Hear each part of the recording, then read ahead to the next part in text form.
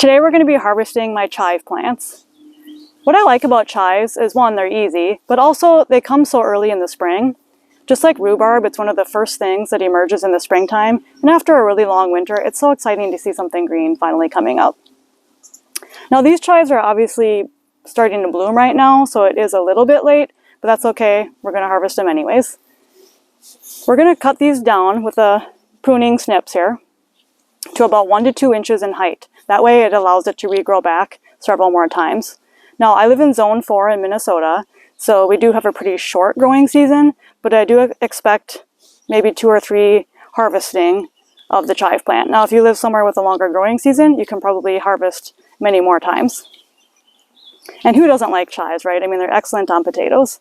And by dehydrating them in the house, I can enjoy them all winter long.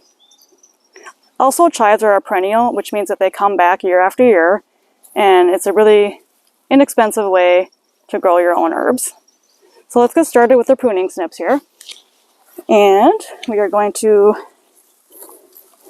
just grab a few at a time with your hands and just start snipping off. Once we get in the house, we'll clean off all the blossoms that are on here.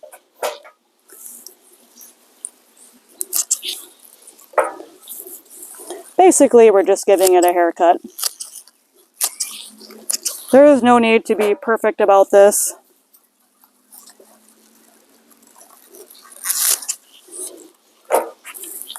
They're pretty hardy and they will grow back without any worries. So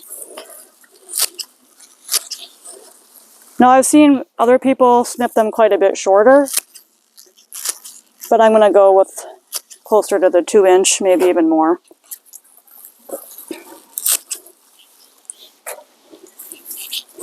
So this is the end of May right now. So this is the first time that I'm cutting it in my Minnesota location.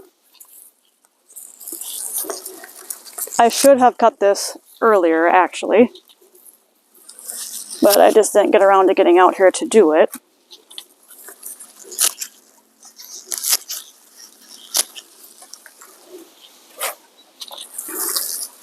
I love the smell of these when you're cutting them. It smells so good. It makes me want to start cooking up some potatoes in my Instapot right now.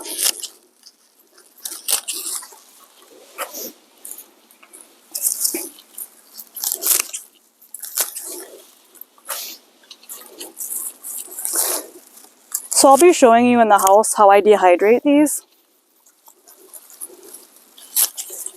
If you have plants that are several years old and are very mature like these are, it's honestly more chives than you can eat. I wouldn't be able to eat this many chives fresh before they would spoil. So that's why it's nice to dehydrate them.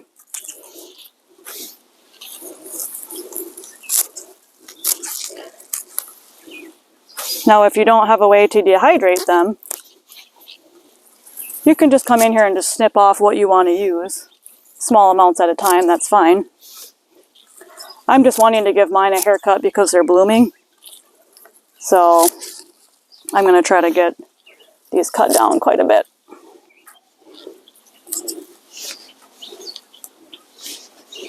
So there is an example of one of them cut down. Again, I don't need to be perfect. I'm not worried about the aesthetics of it in any way. Oh. So now I've got these wonderful fresh smelling chives ready to go in the house. I'll meet you inside and we'll get busy dehydrating these. We're in the house with the chives that we just harvested, and the first step is to wash them. You could take the chives and throw them in a colander and rinse them off, but I'm going to cut them up, put them in the cake pan, soak them in water, and strain that off. Because these are too long to fit in my cake pan, I'm going to take them and cut them in half one time, and then soak them in the cake pan.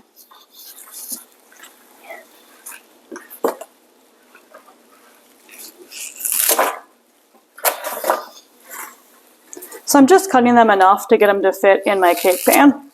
We're not chopping them up that small yet.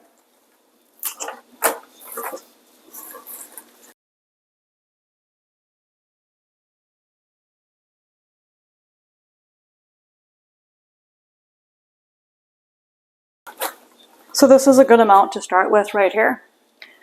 I'm going to fill this with cold water.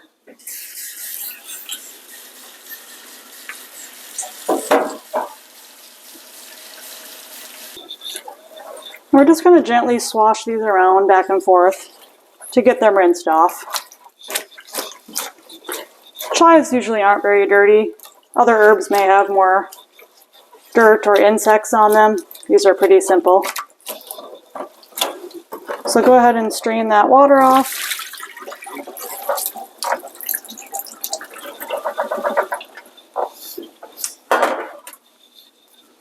The next step is we're going to take our pruning snips or a clean kitchen scissors, and we're going to snip these up into little pieces and place them on a cookie sheet in which we will be dehydrating them in the oven.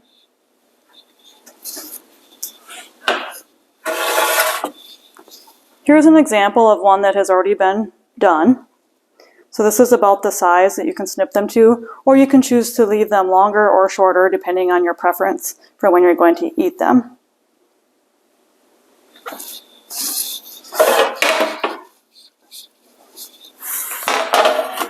So just a quick example here. You want to grab a small bunch with your hands. Remove any grass or weeds that you may have missed. These look good here. And holding onto that bunch with your scissors, start cutting into small pieces. By bunching them up like this, you can get a bunch of them cut faster. It would take a lot longer to take this to a cutting board and use a knife. And this is already a pretty slow and tedious project, so anything to speed it up, I'm good with. So continue to cut all of the chives in this manner until your cookie tray is full. Then we'll take it to the oven and I'll show you how to dehydrate them. My chives are chopped up on the tray and ready to dehydrate. If your oven has a dehydrating setting, go ahead and press that button. If not, it's 150 degrees Fahrenheit. We'll put these in and we're going to periodically stir them and check them until they're 100% dry. It's been about 2 hours, so I'm going to go ahead and check my dehydrating chives right now. Let's take a peek.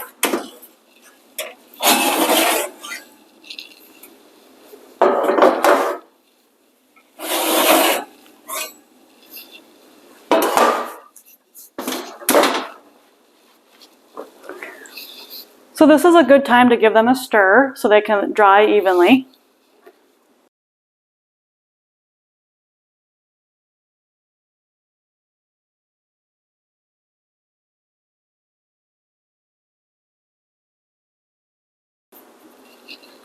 And we're going to continue this process until they're 100% dry. So back in they go.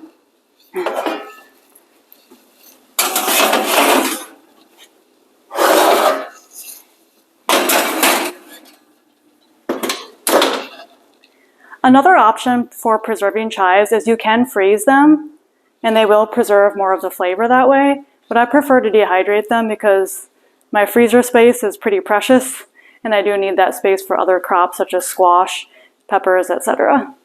So this is a nice way to store them and take up very minimal space in your house.